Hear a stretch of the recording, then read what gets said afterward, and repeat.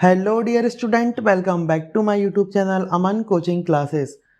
आज की इस वीडियो में हम पढ़ने वाले हैं क्लास 10 इंग्लिश का चैप्टर नंबर 4, जिसकी पोएम है बेटा अमेंडा। क्या नाम है बेटा? अमेंडा नाम की जो पोएम है, एंड इसकी जो पोइटेस है वो है, क्या नाम है? Robin Klein. Without wasting time हम वीडियो को स्टार्ट करते हैं। सबसे पहले बेटा हम पढ़ते हैं बिफोर यू रीड।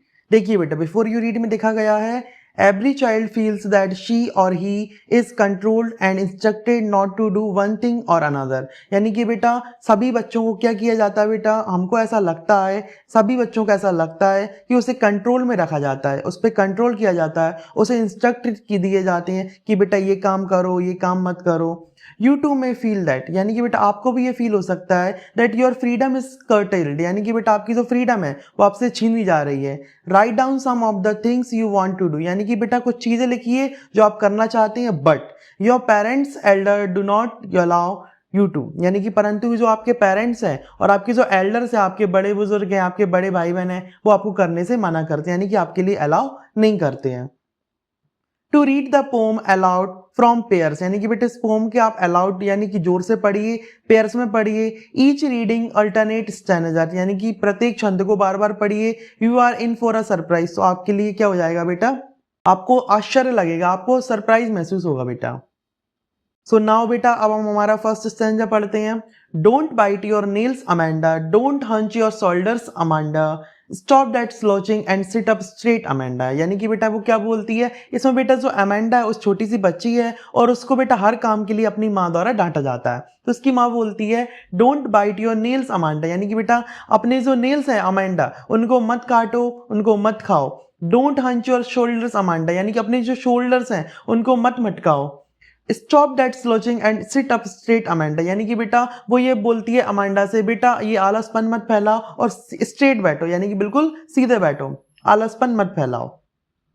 देन बेटा अब ये जो अमांडा है वो अपनी इमेजिनेशन करती है कि काश मैं ऐसा करती, काश मैं ऐसा रहती, है ना। तो वो बोलती, क्या बोलती है, there is a liquid emerald sea where the sole inhabitant is me a mermaid drifting blissfully, यानी वो क्या सोचती है, काश मैं ऐसी शांत जगह पर रहती, ऐसे इमरल्ड सी, यानी कि बेटा शांत और ग्रीन कलर की सी में मैं होती, जहां पर सिर्फ मैं अकेली होती।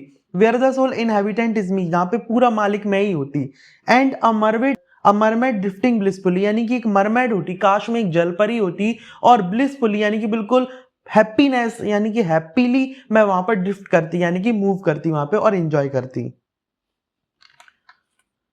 नेक्स्ट स्टैंजा में बेटा बोलती है उसकी माँ, did you finish your homework Amanda, did you tidy your room Amanda, I thought I told you to clean your shoes Amanda. यानी कि उसकी माँ फिर बोलती है, उसे डांटती है, क्या बोलती है, did you finish your homework Amanda, क्या आपने अपना होमवर्क कर लिया है Amanda. Did you tidy your room Amanda, क्या आपने अपना रूम क्लीन कर लिया Amanda. I thought I told you to clean your shoes, मुझे लगता है मैंने तुमसे क्या बोला था कि अपने शूज को क्लीन कर लेना अमेंडा। ओके, अब देन फिर अमेंडा क्या सोचती है, देखिए, I am an orphan roaming the street. I pattern soft dust with my hushed bare feet. The silence is golden, the freedom is sweet. It means बेटा Amanda क्या सोचती, काश में एक अनाथ होती, काश में ऑर्फन ही होती जो कि गलियों में घूमा करती और जो अपने पैर हैं यानी बिना चप्पल के पैर यानी नंगे पैरों पे जाया करती, वहां पे जो धूल होती है सड़क पे उससे एंजॉय करती, वहां पे कुछ ना कुछ मैं बनाती रहती। The silence is golden and freedom is sweet, यानी कि बढ़िया मैं साइलेंट, कितना गोल्डन यानी कितना अच्छा टाइम होता, कितना प्यारा वातावरण होता, और जो फ्रीडम है स्वीट यानी कि आज़ादी कितना बड़ा वरदान होता है यदि मैं एक ऑर्फन होती। तो आप यहाँ पे मेंटलिटी देख रहे हैं अमांडा की कि वो कितना मतलब कितना प्रेशर में है और कितना सोच रही है वो। नाउ हम नेक्स्ट स्टैंजा पढ़ते हैं। Don't eat the chocolates Amanda, remember your acne Amanda, will you please look at me when I am speaking to your Amanda. यानी कि बेटा अब अमेंडा की माँ उससे क्या बोल रही है, don't eat that chocolate Amanda, यानी कि बेटा ये चॉकलेट नहीं खाते। रिमेंबर योर एक्न अमेंडा, यानी कि बेटा आपको पता नहीं है कि आपकी जो पिंपल्स हो रहे हैं, ऐसा माना जाता है कि ज्यादा चॉकलेट खाने से पिंपल्स आ जाते हैं, तो उसे रिमेंबर यानी याद दिला रही है कि ज्यादा चॉकलेट नहीं खाओ, नहीं तो आपके जो पिंपल्स हैं वो ज्यादा बढ़ जाएंगे।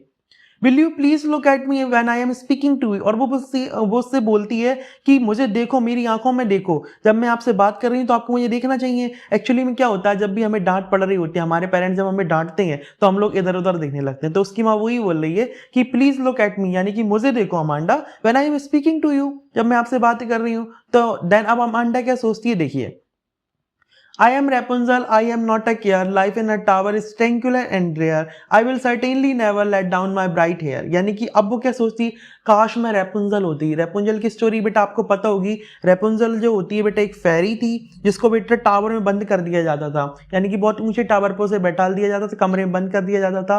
बट जो रेपुंजल थी उसके बहुत ही ज्यादा लंबे बाल थे, यानी उसके पास क्या थे बेटा, एक मैजिक हेयर थे, यानी बहुत लंबे बाल थे। तो जो अमांडा सॉरी जो रेपुंजल थी वो क्या करती थी, अपने बालों को बेटा वहां खिड़की से बाहर निकाल देती थी और जिसको भी उससे मिलना होता था तो उसके बालों को पकड़ के ऊपर चढ़ के वो आ जाता था। तो ये रेपुंजल की स्टोरी है। तो अमांडा क्या सोचती, काश मैं रेपुंजल ही होती। और वहां पर जो लाइफ होती इन अ टार इज ट्रैंक्विल एंड रेयर, यानी कि बहुत ही शांतिपूर्ण लाइफ होती और मैं बिल्कुल रेयर लाइफ होती, यानी कि बहुत अच्छे से वहां पे रहती।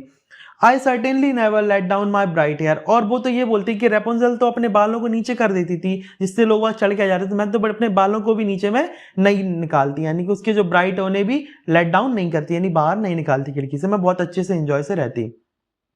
Then last stanza है बेटा, stop that looking at once Amanda, you are always so moody Amanda, anyone would think that I nagged at you Amanda। अब उसकी माँ क्या बोलती है, stop that looking at once Amanda, यानी कि बेटा ये जो अमांडा है, अमांडा से क्या बोलती है उसकी माँ, आप ऐसे गुमसुम नहीं बैठो, उदासी वाले नहीं बैठो, you are always so moody, आप हमेशा ऐसे मूड में रहते हो, कभी anyone would think that I nagged you, कोई क्या सोचेगा कि मैं आपको हमेशा तंग करती रहती हूँ, परेशान करती रहती हूँ अमांडा। तो यहाँ पे बेटा ये जो पोम है वो खत्म हो जाती है, फिनिश हो जाती है। तो यहाँ पे बेटा जो अमांडा है उसकी मेंटलिटी बताई गई कि उसे उसका पेरेंट्स जो है उसे रोक टोक करते हैं, कोई चीज़ करने के लिए मना करते हैं, ये मत करो वो नहीं कर, तो वो अपनी इमेजिनेशन की दुनिया में चली जाती, काश में ये होती, काश में वो होती। ओके, आई हो बेटा आपको ये पोम समझ में आई होगी। बहुत ही ब्यूटीफुल पोयम है, बहुत ही अच्छी पोयम है। तो यदि आपको वीडियो पसंद आई हो तो वीडियो को लाइक कीजिए और चैनल पर नए हो तो चैनल को सब्सक्राइब कीजिए। Thank you.